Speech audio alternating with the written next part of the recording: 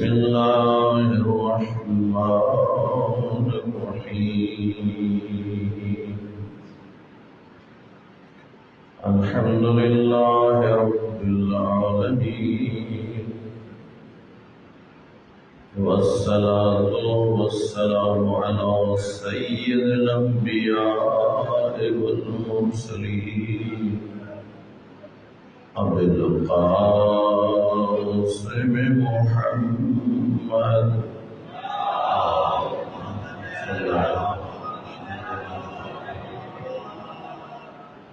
وآله الطيبين الطاهرين المعصومين أما بعد فقد قال الله تعالى في كتاب المجيد هو الذي أرسل رسوله بالهدى ودين الحق ليظهره على الدين كله ولو كره المشركون. صلوات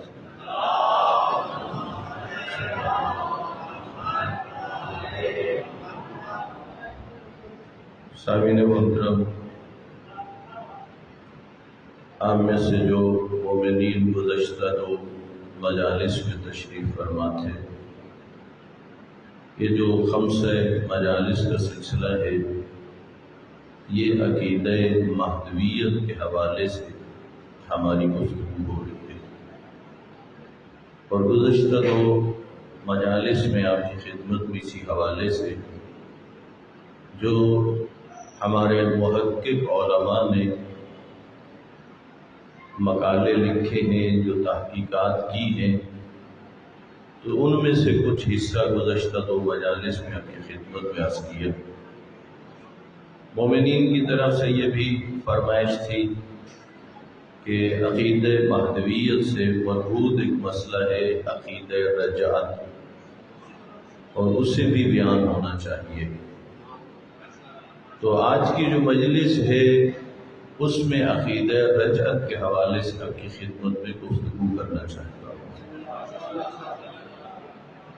عقیدہ رجعت کے لیے پہلے میں سادہ سے لفظوں میں آپ کی خدمت میں یہ عقیدہ بیان کرتا ہوں، اس کے بعد جو ہمارے مکتب کے مستند علماء نے اس سلسلے میں قرآنی آیات اور احادیث پیش کی ہیں، پھر ان میں سے کچھ آیات اور احادیث آپ کی خدمت میں پیش کروں گا۔ عقیدہ رجعت کا سادہ سا مطلب یہ ہے، جب حکم خدا سے امام زمان علیہ السلام ظہور فرمائیں گے،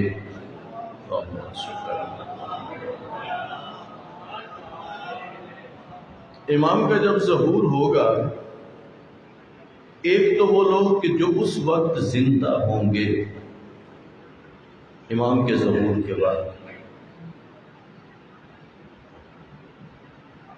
کوئی امام علیہ السلام کی حمایت میں آئیں گے، کوئی امام کی مخالفت میں آئیں گے۔ عقیدہ رجعت کا مطلب یہ ہے کہ جو لوگ دنیا سے جا چکے ہیں، امام زمان علیہ السلام کے ظہور سے پہلے وفات پا چکے ہیں، ان میں سے کچھ لوگ ایسے ہوں گے جنہیں اللہ رب العزت دوبارہ دنیا کی طرف لوٹائے گا۔ ہر کسی کو نہیں، کچھ لوگوں کو خدا کیا کرے گا؟ دوبارہ لوٹائے گا، اور جنہیں خدا لوٹائے گا وہ دو طرح کے ہوں گے۔ ایک وہ ہوں گے جو مومن کامل ہوں گے، یہ غور فرمانا، ویسے دیکھیں تو سب مومنین ہیں، لیکن روایات کے اندر لفظ استعمال ہوا ہے مومن کامل، یعنی جنہیں اٹھایا جائے گا وہ یوں ہر کسی کو، ہر مومن کو نہیں اٹھایا جائے گا، جو مومن کامل ہوگا اسے اٹھایا جائے گا۔ دوسرا جو انتہائی بگڑے ہوئے بدعقیدہ لوگ ہوں گے انہیں اٹھایا جائے گا۔ ہاں اس میں روایات ہیں خود انبیاء علیہ السلام کے بارے میں بھی اور ائمہ اہل بیت علیہ السلام کے بارے میں بھی، اور اس میں کافی تفصیلات ہیں کہ کون کون سے انبیاء اور کون کون سے ائمہ اہل بیت اس زمانے میں کہ جب امام ظہور فرمائیں گے اور قیام فرمائیں گے تو خداوند عالم انہیں بھی لوٹائے گا۔ اس سلسلے میں ایک خاکہ آپ کے ذہنوں میں آ گیا، اب میں باقاعدہ آپ کو حوالے دے کے جو علماء کی تحقیقات ہیں وہ آپ کی خدمت میں عرض کروں گا۔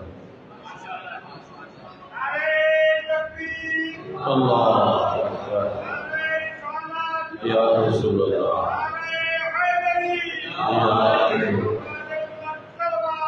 اللہم صلی علی محمد وآلہ۔ اگر آپ یہ پوچھنا چاہیں کہ اس پر سب متفق ہیں تو ایسا نہیں، سارے کے سارے مسلمان متفق ہوں نہیں، یہ عقیدہ ہے ان لوگوں کا جو مکتب اہل بیت سے تعلق رکھتے ہیں۔ ایک طبقہ ہے جو رجعت کو ناممکن سمجھتا ہے، یعنی قیامت سے پہلے مردوں کا دوبارہ زندہ ہونا، وہ کہتے ہیں یہ کیسے ممکن ہو سکتا ہے۔ اور وہ روایات کے جن میں تذکرہ ہے رجعت کا، ان کے بارے میں بھی قال و قیل موجود ہے۔ یہ ہماری ایک بہت بڑی کتاب ہے لمعۃ الانوار، علامہ حسین بخش جاڑا صاحب کی۔ وہ لکھتے ہیں کہ رجعت پر بہت کافی آیات دلالت کرتی ہیں، جن میں سے بعض وہ آیات ہیں کہ جن کے ذریعے خود امام مہدی علیہ السلام کے وجود کو ثابت کیا جاتا ہے۔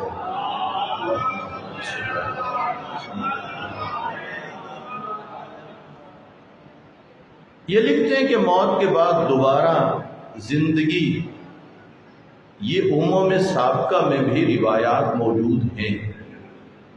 مثلا حضرت عزیر نبی کہ جن کا قرآن میں قصہ موجود ہے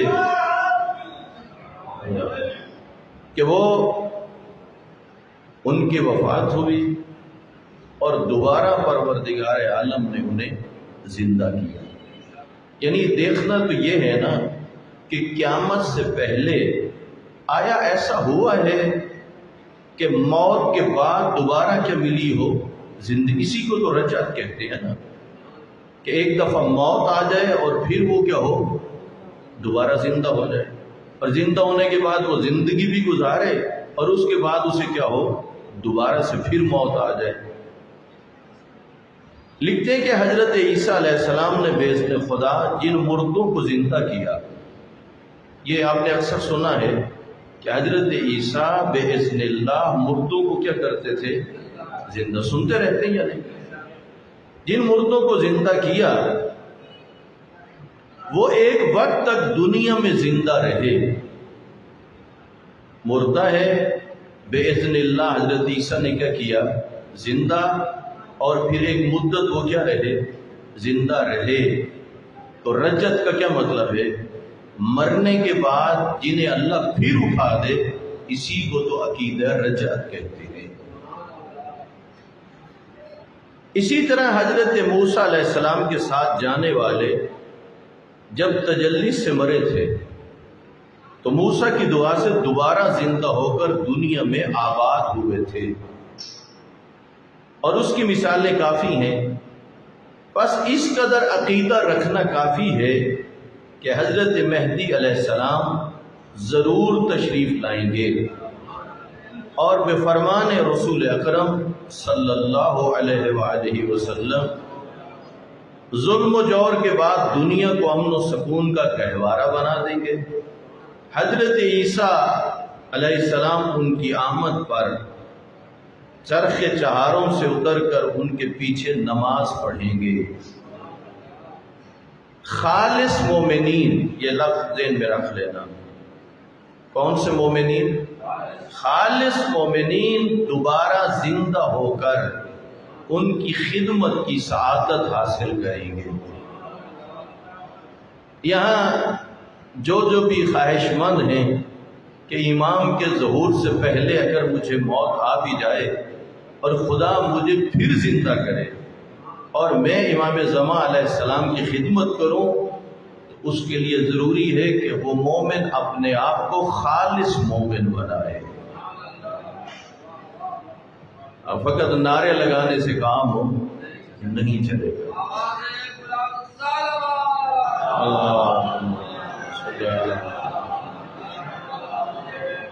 اچھا، یہ جو خالص مومنین ہوں گے، ایک طرف تو یہ امام علیہ السلام کی خدمت کی سعادت حاصل کریں گے، اور دوسرا دشمنان آل محمد سے وہ انتقام بھی لیں گے.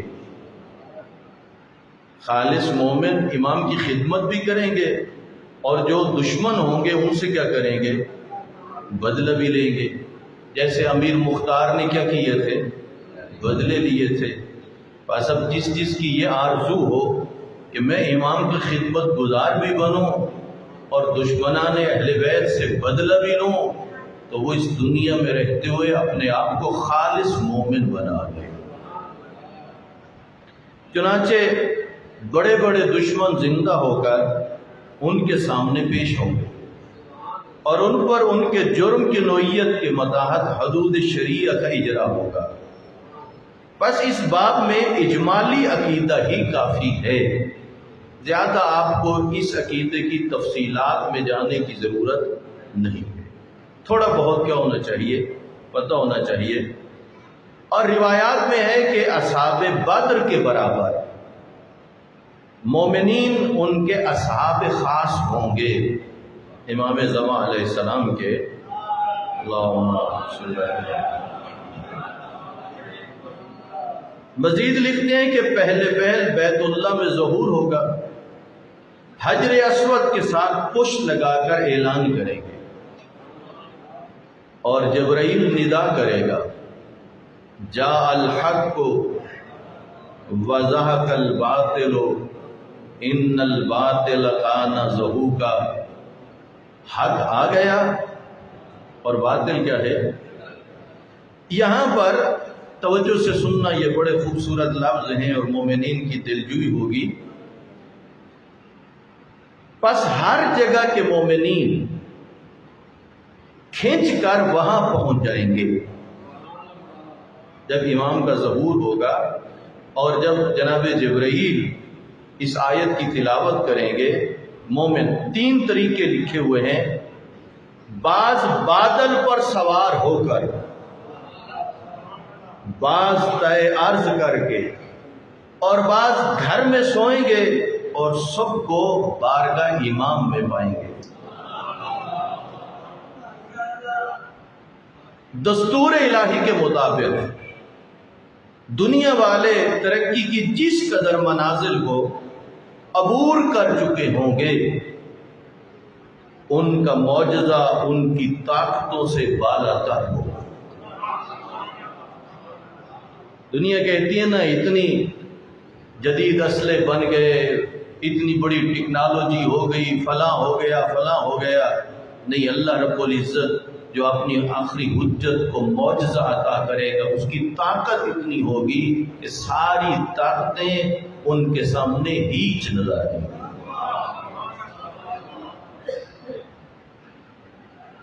وہ حق کا پیغام پہنچائیں گے اور نہ ماننے والوں سے درگزر نہیں ہوگا. یہ اور فرمانا، پیغام حق پہنچے گا، جو انکار کرے گا پھر درگزر کی بات نہیں ہوگی، بلکہ اتمام حجت کے بعد ان کو قتل کر دیا جائے گا. بہر صورت وہ تلوار لے کر آئیں گے اور حکمران بن کر آئیں گے، اور یہ تحدید کرنا کہ فلاں سال یا فلاں وقت ان کی تشریف آوری ہوگی، یہ کسی کے بس میں نہیں ہے. نہ کوئی سال طے ہے اور نہ ہی کوئی وقت طے ہے. امام وقت خود بھی منتظر ہیں، انتظار کر رہے ہیں کب حکم خدا آئے گا.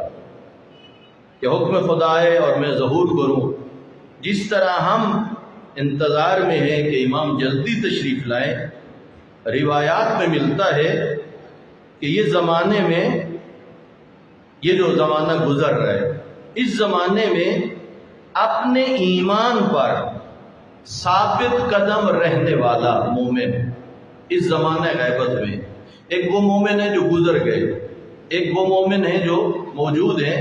روایات میں آیا ہے زمانہ غیبت میں جو مومن ہے اگر ایمان پر ثابت رہ گئے تو ان کی فضیلت گزشتہ مومنوں سے بھی بڑھ جائے گی۔ اللہ اکبر، اللہ،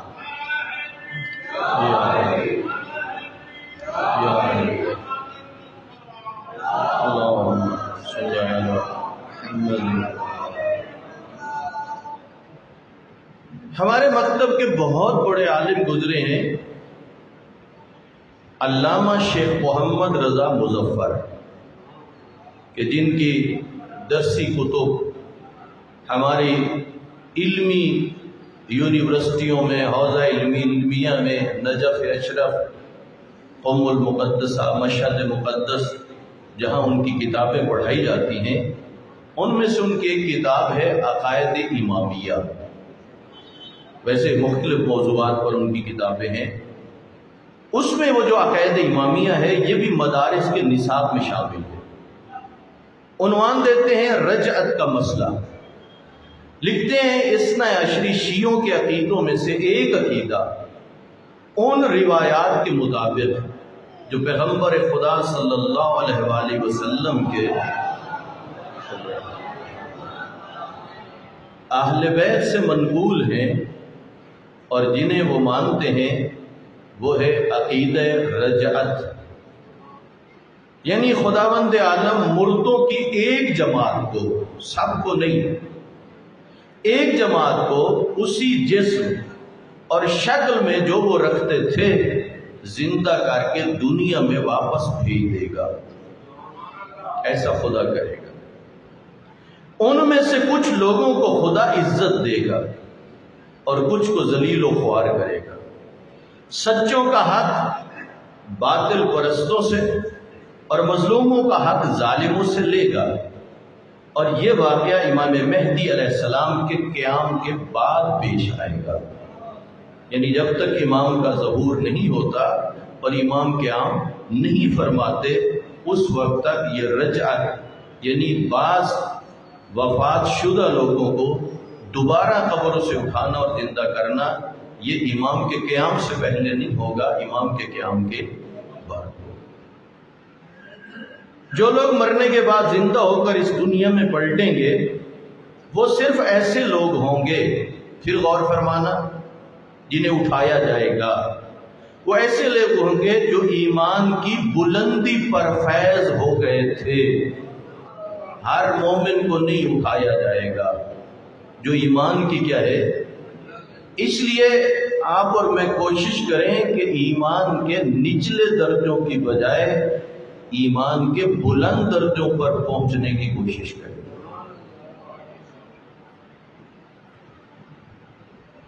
یا پھر وہ لوگ ہوں گے کہ جنہوں نے اخلاقی برائیاں بہت کر لی ہوں گی اور زندہ ہونے کے کچھ عرصے کے بعد وہ پھر دوبارہ مر جائیں گے تاکہ قیامت کے دن زندہ ہوں اور جس سزا و جزا کے مستحق ہیں اس کو وہ پہنچ جائیں۔ جیسا کہ قرآن میں خداوند عالم ان لوگوں کی آرزو بیان فرماتا ہے جو مرنے کے بعد زندہ ہو گئے لیکن ان کے کام اس واپسی سے بھی نہیں سدھر سکے اور وہ تیسری بار زندہ ہونے کا تقاضا کرتے ہیں تاکہ اس مدت میں وہ درست ہو جائیں۔ تو اس کے لیے علامہ شیخ محمد رضا مظفر نے جو آیت یہاں درج کی ہے سورہ مومن ہے، آیت نمبر 11 ہے۔ کافر کہیں گے اے پروردگار تو نے ہمیں دوبارہ جلایا اور دوبارہ مارا، ہم نے اپنے گناہوں کا اقرار کیا، کیا باہر جانے کا بھی کوئی راستہ اور ذریعہ ہے؟ ہاں، قرآن مجید میں رجعت یعنی مردوں کا زندہ ہونا اور عرصے تک ان کی دوبارہ زندگی کے متعلق آیتیں بیان کی گئی ہیں، اور اس معاملے سے متعلق اہل بیت نبوت علیہ السلام کی بہت ساری روایات بھی ہم تک پہنچی ہیں۔ شیعہ امامیہ سب کے ساتھ رجعت پر ایمان رکھتے ہوئے، سوائے ان تھوڑے سے لوگوں کے کہ جنہوں نے رجعت کی آیتوں اور روایتوں کے معنی میں تعویل کر لی ہے، مثلا یہ کہ رجعت سے ظہور مہدی کے بعد امر نہیں پر عمل درآمد کرانے کے لیے اہل بیت علیہ السلام کی طرف حکومت کی واپسی مراد ہے۔ یہ مراد نہیں کہ مردہ انسان زندہ ہوں گے، سوائے ان چند لوگوں کے جنہوں نے یہ تعویل کی ہے۔ بقیہ تمام امامیہ جو ہیں وہ عقیدہ رجعت پر ایمان رکھتے ہیں۔ صلوات بھیجے محمد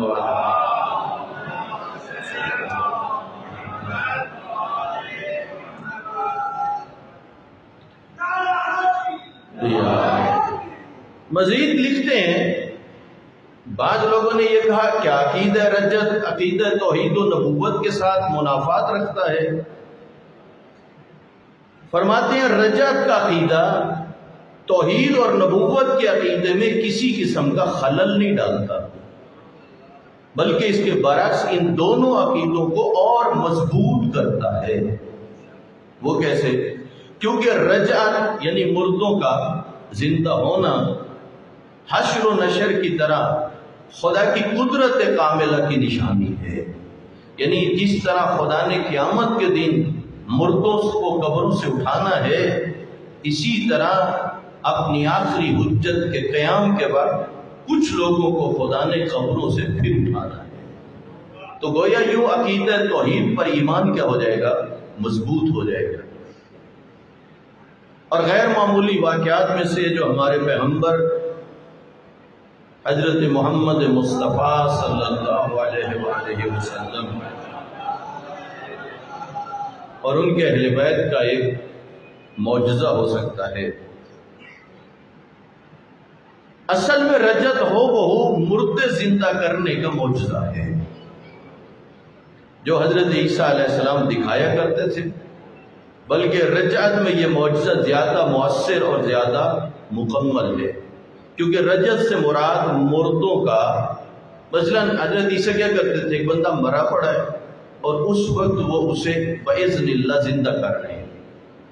یہ جو رجعت ہوگی اس میں تو ان کو بھی اٹھایا جائے گا جنہیں پتہ نہیں کتنا عرصہ ہو چکا ہوگا دنیا سے گئے، یعنی ادھر جو مرا اسے معجزے کے ذریعے زندہ کیا جا رہا ہے، ادھر کیا ہے پتہ نہیں کب سے کوئی مرا پڑا ہے ایک طویل مدت کے بعد، اس لیے کہہ رہے ہیں کہ بلکہ رجعت میں یہ معجزہ زیادہ مؤثر اور زیادہ مکمل ہے، کیونکہ رجعت سے مراد مردوں کا گل سڑ چکنے اور خاک برابر ہو جانے کے بعد زندہ ہونا ہے۔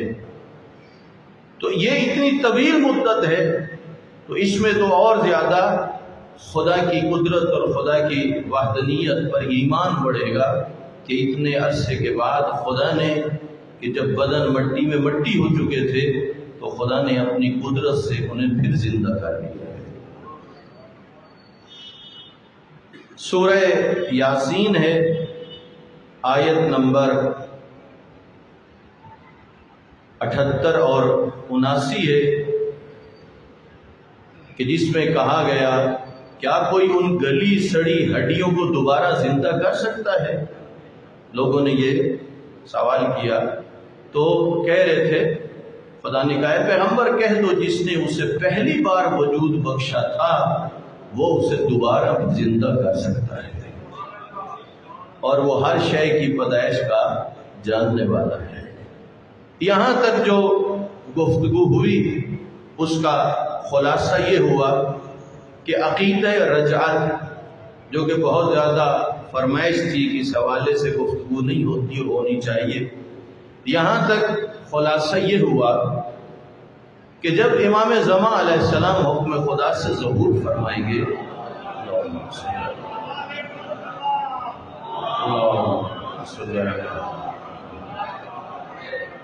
تو اس وقت حکم خدا سے لوگوں کو دوبارہ کیا کیا جائے گا؟ زندہ. لیکن سب کو دوبارہ زندہ نہیں کیا جائے گا. خالص مومنین کو اور وہ جو بالکل گئے گزرے ہوں گے انہیں دوبارہ زندہ کیا جائے گا. اب میں آپ کی خدمت میں نقل کر رہا ہوں مذہب شیعہ کے بہت بڑے عالم جناب شیخ صدوق علیہ رحمہ کہ انہوں نے عقیدہ رجعت کے سلسلے میں کیا فرمایا ہے. شیخ صدوق علیہ رحمہ فرماتے ہیں کہ رجعت کے متعلق ہمارا اعتقاد یہ ہے کہ وہ برحق ہے، جیسا کہ خداوند عالم اپنی کتاب عزیز میں فرماتا ہے کیا تم نے ان لوگوں کی طرف نہیں دیکھا جو ہزاروں کی تعداد میں تھے. یہاں یہ سورہ بقرہ ہے، آیت نمبر ہے 243 سورہ بقرہ کی. یہ باقاعدہ اس آیت کے ذریعے شیخ صدوق علیہ الرحمن نے عقیدہ رجعت کو ثابت کیا ہے. میں تفصیل میں جانے سے پہلے اگر کوئی لکھنا چاہے تو وہ لکھ لے، سورہ بقرہ ہے، آیت نمبر 243 ہے. صلوات بھیجیے محمد و آل محمد.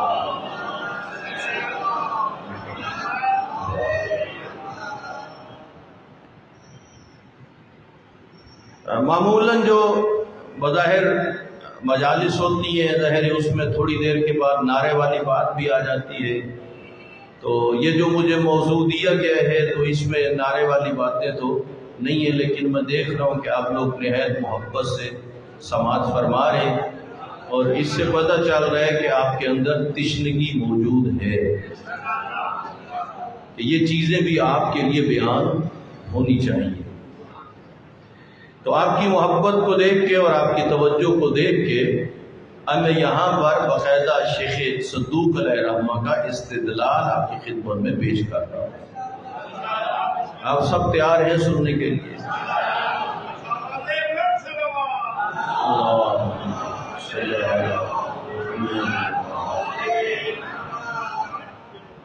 قرآن میں خدا فرماتا ہے أَلَمْ تَرَ إِلَى الَّذِينَ خرجوا من دیارہم وهم ألوف حذر الموت فقال لهم الله موتوا ثم أحياهم.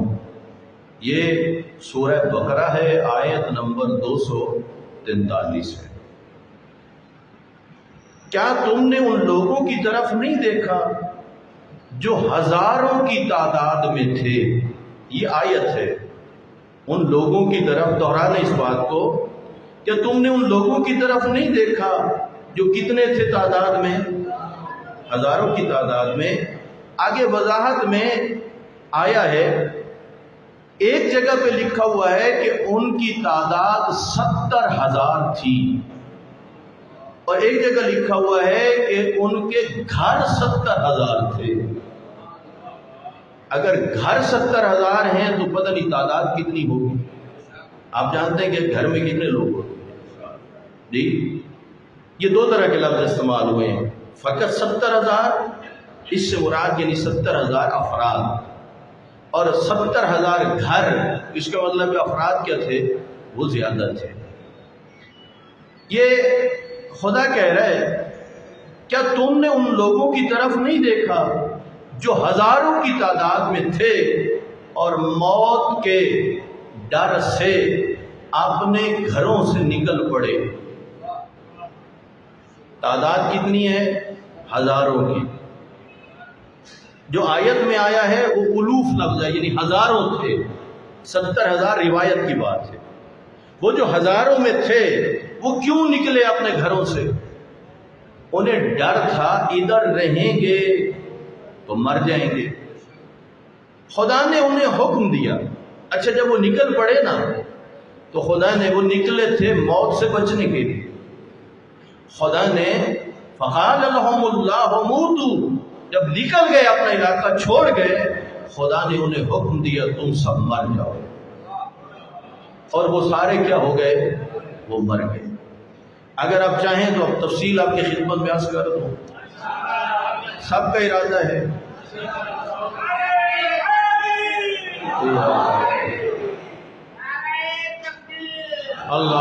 اکبر یا رسول اللہ.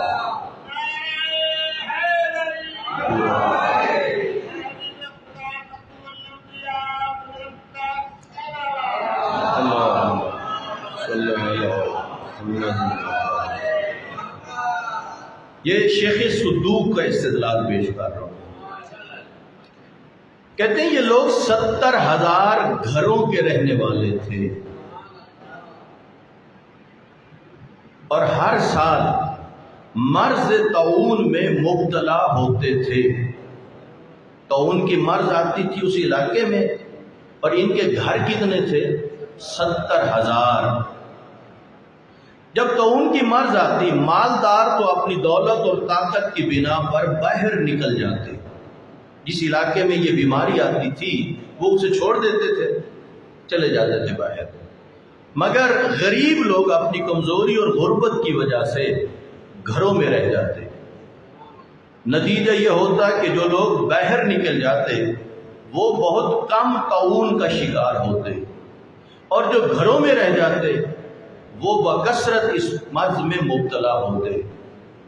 تو جو لوگ باقی رہ جاتے وہ یہ کہتے کاش ہم بھی نکل سکتے، یعنی ہمارے پاس بھی وسائل ہوتے تو طاعون سے کیا ہوتے؟ محفوظ رہتے.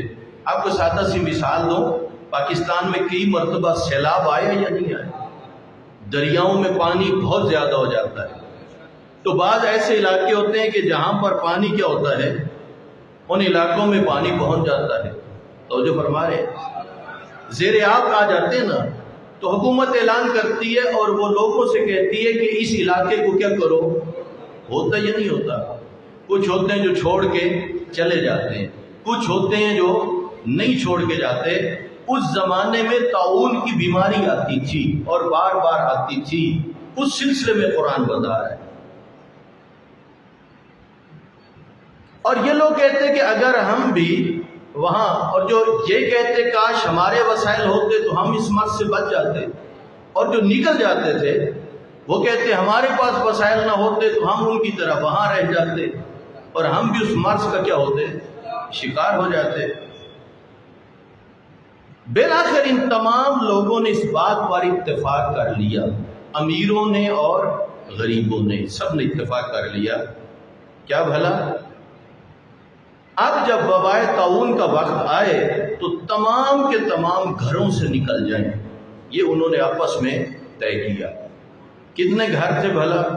70,000.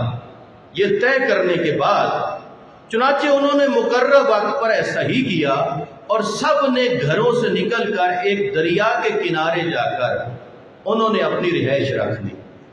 وہ جو 70,000 تھے جب وہاں پہنچ گئے اس وقت خدائے جبار نے آواز دی کہ تم سب کے سب مر جاؤ. چنانچہ وہ سارے کے سارے کیا ہو گئے؟ مر گئے. تو جو فرما رہے ہیں اب کیا ہوا؟ اس کے بعد لوگ وہاں سے گزر رہے تھے، دریا کا کنارہ تھا نا، دیکھا تو بے شمار لاشیں بکھری پڑی. انہوں نے کیا کیا؟ انہوں نے انہیں اٹھا کے راستے سے سائڈ پہ کر دیا اور لوگ پھر اسی راستے سے کیا کر رہے تھے؟ گزر رہے تھے. اور جب تک خدا نے چاہا وہ اسی حال میں پڑے رہے. وہ 70,000 گھروں کے لوگ، یہاں تک کہ انبیاء بنی اسرائیل میں سے ایک نبی کا وہاں سے گزر ہوا. اس میں 3 نام آئے ہیں، جناب ارمیہ، جناب حزقیل اور جناب عزیر. اس نبی نے خدا کی بارگاہ میں عرض کیا. لوگوں نے تو یہی کچھ کیا، ان کے میت ہٹا دیے اور وہاں سے لوگ جا بھی رہے اور آ بھی رہے. لیکن اسی جگہ سے جب نبی خدا کا گزر ہوا تو نبی خدا نے کہا پروردگارا اگر تیری مرضی و مشیت ہو تو انہیں زندہ کر دے تاکہ یہ لوگ تیرے شہروں کو آداب و شاداب کریں، تیرے بندوں کو جنین اور تیرے عبادت گزاروں کے ساتھ مل کر تیری عبادت کریں. خدا نے ان کو وحی کی کہ کیا تم چاہتے ہو کہ میں تمہارے سبب سے انہیں زندہ کر دوں؟ انہوں نے عرض کیا ہاں اے میرے پروردگار۔ چنانچہ خداوند تبارک و تعالی نے اپنے نبی کے وسیلے سے انہیں دوبارہ زندگی عطا کی اور ان سب کو جناب کے ساتھ روانہ کر دیا۔ پھر اس نبی کے ساتھ سب کو کیا کیا؟ روانہ کر دیا۔ شیخ صدوق فرماتے ہیں کہ اس کلام کا نتیجہ یہ نکلا کہ ان لوگوں کو مرنے کے بعد دوبارہ دنیا میں ان کی رجعت ہوئی، انہیں اللہ نے مرنے کے بعد دوبارہ کیا کیا؟ لوٹایا، اور پھر ایک عرصہ زندگی گزارنے کے بعد دوبارہ پھر انہیں موت آئی۔ تو شیخ صدوق علیہ رحمہ اس آیت کو بیان کر کے فرما رہے ہیں کہ یہ رجعت کوئی ایسا مسئلہ نہیں ہے کہ جس کو انسان قبول نہ کرے، ایسا تو گزشتہ زمانے میں بھی خداوند عالم نے کیا ہے۔ صلوات بھیجیں محمد و آل محمد۔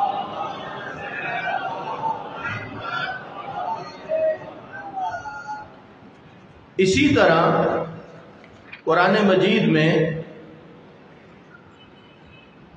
ایک اور جگہ پر سورہ بقرہ کے اندر آیت نمبر 259 ہے،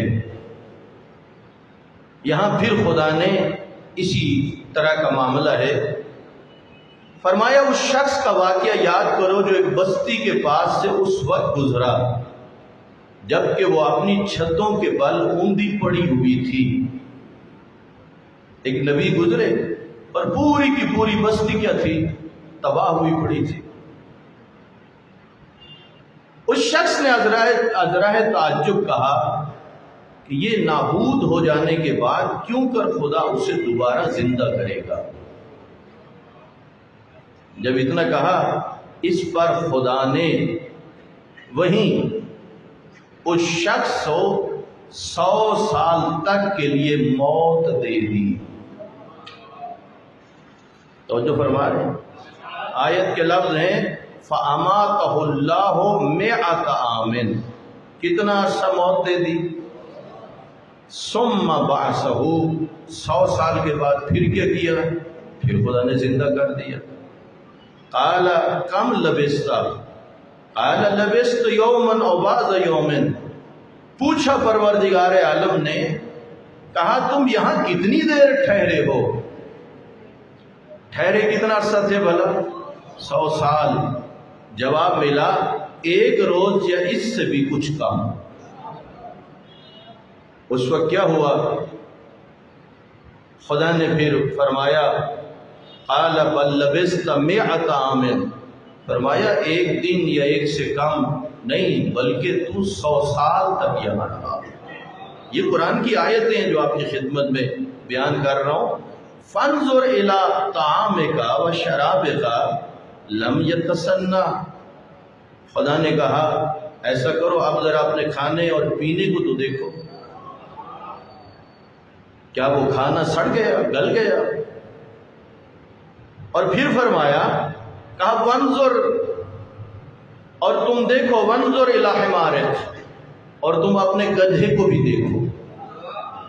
اب یہاں اور فرمانا 100 سال گزرا ہے، اس نبی کو بھی، اس کھانے اور پانی کو بھی، اور اس گدھے کو بھی۔ اب قرآن کیا کہہ رہا ہے؟ اپنے گدھے کو بھی دیکھو۔ یہ سب کچھ اس لیے ہے کہ ہم تمہیں انسانوں کے لیے اپنی خاص نشانی قرار دیں۔ اب گدھے کی ہڈیوں کی طرف ذرا دیکھو کہ ہم کس طرح انہیں زندہ کر کے ان پر گوشت چڑھاتے ہیں۔ توجہ فرما رہے ہیں، یعنی اس گدھے کے اوپر ہڈیاں تھیں اور گوشت نہیں تھا۔ تو شیخ صدوق علیہ رحمہ بتا رہے ہیں کہ یہاں پر بھی موت، اور موت کے بعد کیا ہوئی؟ زندگی، اور زندگی کے بعد پھر کیا ہوئی؟ موت۔ وہ کہتے ہیں یہی کچھ تو ہم کہتے ہیں کہ قرآنی آیات سے اور روایات سے ہم کہتے ہیں جب آخری امام قیام فرمائیں گے تو کچھ لوگوں کو اللہ زندہ کرے گا اور پھر انہیں موت دے گا، اور پھر قیامت کے دن خدا انہیں زندہ کرے گا۔ صلوات بھیجیے محمد وعلی محمد۔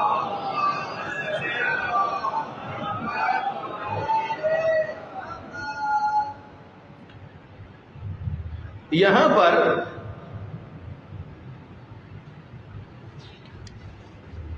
شیخ صدوق علیہ رحمہ نے فرمایا قرآن مجید میں خداوند عالم نے جناب موسیٰ کی قوم بنی اسرائیل میں سے ان لوگوں کے قصے میں فرمایا ہے جن کو حضرت موسیٰ نے میقات پروردگار کے لیے منتخب کیا تھا۔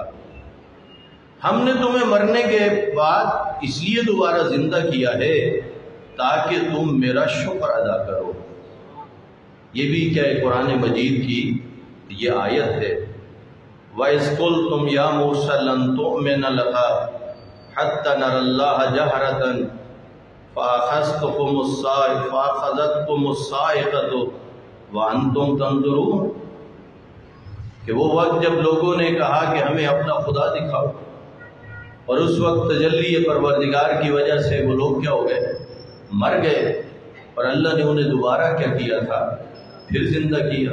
انہوں نے ایک زندگی گزاری، اس کے بعد انہیں کیا ہوئی، دوبارہ موت آئی۔ صلوات بھیجے محمد وعلی محمد۔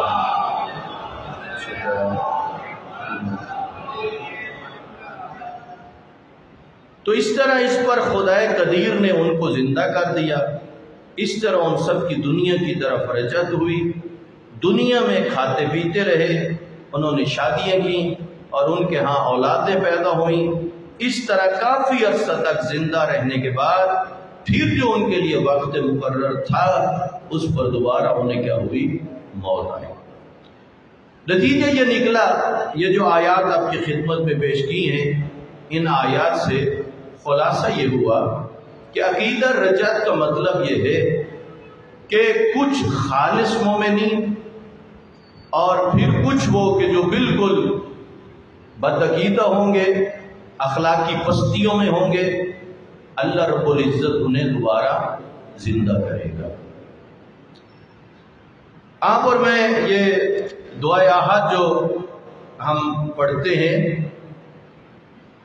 اور یہ سوال بھی ہوا ہے کہ اس سے مراد وہ خاص 313 مخلصین ہی مراد ہیں، نہیں، اگر آپ دعائے احد کے شروع میں اس روایت کی طرف نگاہ ڈالیں کہ جو حضرت امام جعفر صادق علیہ السلام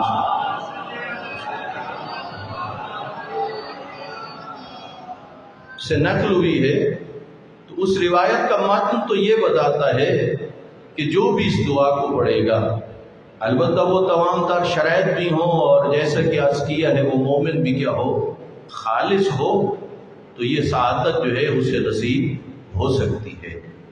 313 کا معاملہ جدا ہے۔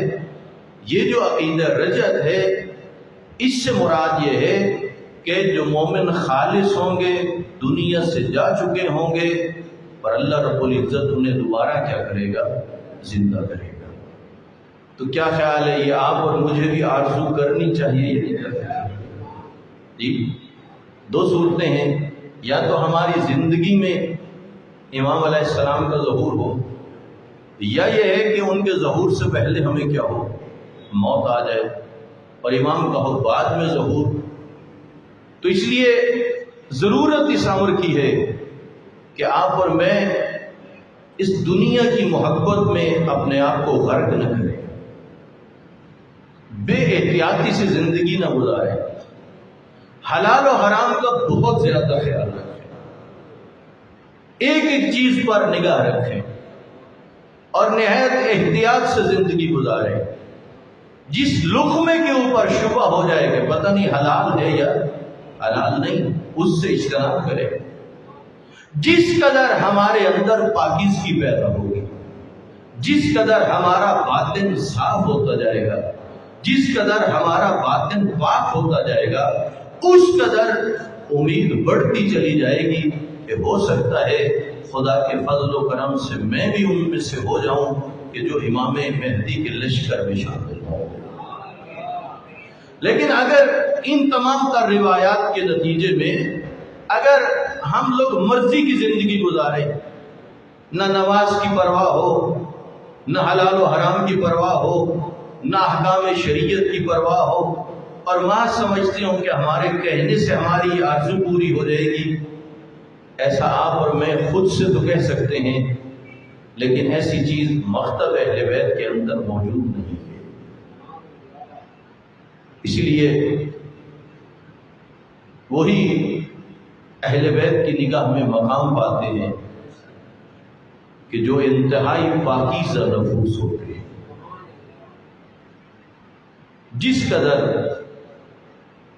جس نے اپنے اندر پاکیزگی پیدا کر لی، جس قدر صاحب تقوی بن گیا، اہل بیت پیغمبر کے نزدیک اسی قدر اس کا مقام بلند ہوتا چلا گیا.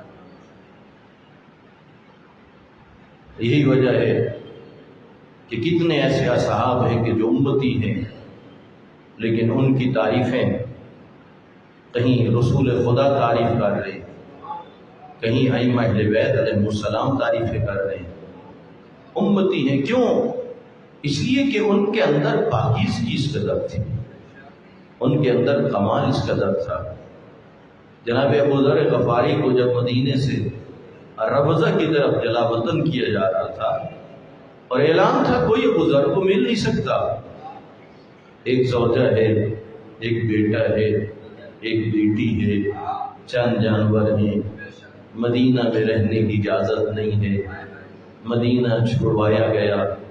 جب آئے ہیں نا مدینہ اور ربضہ کی سرحد پہ، جب پاکیزگی اس قدر ہے، صاحب تقوی اس قدر ہیں، تو پیندل پاک میں سے 3 معصوم امام جناب ابو ذر کو الوداع کرنے کے لیے. یہ کتنی بڑی سعادت ہے. آپ کے آنسو آ گئے. کتنی بڑی سعادت ہے. نہج البلاغہ میں آج بھی امیر کائنات کے وہ جملے موجود ہیں. فرمایا یا ابو ذر، انہیں ڈر ہے اپنی دنیا کا، تو کرتا ہے سچی باتیں، تو کرتا ہے حق کی باتیں، تو کرتا ہے امر بالمعروف اور نہی عن المنکر. وہ دنیا اکٹھی نہیں کر سکتے. انہیں تجھ سے ڈر ہے اپنی دنیا کا، کیسے اکٹھی کریں؟ ابو ذر اگر تو خاموش رہتا ہے تو تجھے ڈر ہے اپنی آخرت کا. خدا پوچھے گا جتنا ہو سکتا تھا تو نے کیوں نہیں کیا امر بالمعروف اور نہی عن المنکر. نہج البلاغہ میں مولا کے جملے موجود ہیں. فرماتے ہیں ابو ذر جا تو اپنی آخرت کو بچا، انہیں دنیا اکٹھی کرنے دے. روایات کے اندر ہے، مت سمجھنا کہ دونوں چیزیں مل جائیں گی. نہیں، کبھی ایسا بھی ہوتا ہے یہ دنیا بچتی ہے یا آخرت بچتی ہے. ابو ذر نے کیا فیصلہ کیا تھا؟ ابو ذر کو بھی آرام عزیز تھا یا نہیں تھا؟ ابو ذر کو بھی مدینہ عزیز تھا یا نہیں تھا؟ بس فیصلہ یہی کیا جس پہ اللہ اور اللہ کا رسول راضی ہو. وہ ربضہ کا صحرا ایسا تھا، اس میں ایسے درخت تھے جن کے پتے کڑوے تھے. جو کچھ زاد راہ تھا وہ ختم ہو گیا. بیوی دنیا سے چلی گئی، بیٹا دنیا سے چلا گیا، کھانے کو کچھ نہ رہا. وہی کڑوے کے پتے کھا رہے تھے. زہر جب غذا نہیں گزرے گی تو بدن میں وہ طاقت نہیں رہے گی، کمزوری بڑھنے لگی. وہ وقت بھی آیا جب اپنی بیٹی سے کہنے لگے بیٹی میرا لگتا ہے وقت آخر قریب آ چکا ہے، بیٹی میرے لیے زمین پر ایک تکیہ بنا دو، مٹی کا تکیہ بنا دو. خود اس پر لیٹ گئے، کہا میرے اوپر چادر ڈال دو. میری بیٹی جب میرا انتقال ہو جائے نا، گھبرانا نہیں ہے، وہ جو راستہ ہے نا اس پہ جا کے کھڑی ہو جانا.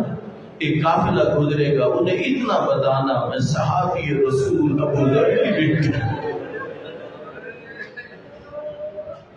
میں ایک جملہ عرض کرتا ہوں، جو بزرگ و گواہ ہو یقین جانو وہ وقت بڑا مشکل ہوتا ہے جب کسی کی ہو نا آخری وقت، جان کنی کا عالم موت کا. جوان بچے بچیاں تو روتے ہیں، وہ کہاں سنبھال سکتے ہیں. یہ تو سن رسیدہ مرد اور عورتوں کا کام ہوتا ہے. مشکل وقت ہوتا ہے، جو عزیز ہوتے ہیں. خود سوچو یہ ابو ذر کی بیٹی سن رسیدہ تو نہ تھی، ایک بچی ہے، پھر خود دیکھو کوئی رشتہ دار بھی نہیں ہے، غربت ہے، صحرا ہے، کوئی موجود بھی نہیں ہے اور کوئی دلاسا دینے والا بھی نہیں ہے۔ رب جانے کس طرح اس بچی نے صدمے کو برداشت کیا۔ بابا کا انتقال ہو گیا، وصیت کے مطابق آج اس راستے پہ کھڑی ہو گئی، ایک قافلہ گزرا، قافلے والوں نے دیکھا اس صحرا میں ایک بچی کھڑی ہے، اسی قافلے میں مالک اشتر بھی تھے، آئے اس بچی کے سر پہ دست شفقت رکھا، پوچھا اس جنگل میں تنہا کھڑی ہو کون ہو؟ کہا میں صحابی رسول ابو ذر کی بیٹی۔ کہا اکیلی کیوں ہو؟ کہا غربت کے عالم میں میرے بابا کا انتقال ہو گیا ہے، مجبوری یہ ہے نہ میرے پاس غسل کے لیے کچھ ہے نہ کفن کے لیے کپڑا ہے۔ مالک اشتر نے خوبصورت بڑا قیمتی کفن بھی دیا، غسل بھی دیا، پھر اس بچی کو مدینے اہل بیت کے گھروں تک بھی پہنچا دیا۔ لیکن میں قربان جاؤں، یہ رفضہ کا صحرا ہے، ابو ذر کی بیٹی ہے، سنبھالنے والا مالک اشتر ہے، ادھر کربلا کا صحرا ہے، بیٹی مظلوم کربلا کی ہے، وہاں سنبھالنے والا تو کوئی نہیں ہے۔ میں کیسے بیان کروں؟ ظالم ظلم کرتے ہیں۔ وہ وقت کتنا عجیب تھا، اور جب شام غریبہ امام سجاد کو جلتے ہوئے خیمے سے بی بی باہر لگی اور اپنی بہن سے کہا بہن مل کے ڈھونڈے تو صحیح، بچے نظر نہیں آ رہے۔ شام غریبہ کو میری آقازادیاں چل پڑی، دیکھا ایک بچہ ہے، قریب آ کے نبض پہ ہاتھ رکھا، زبان پہ جاری ہو گیا ان للہ و انا الیہ۔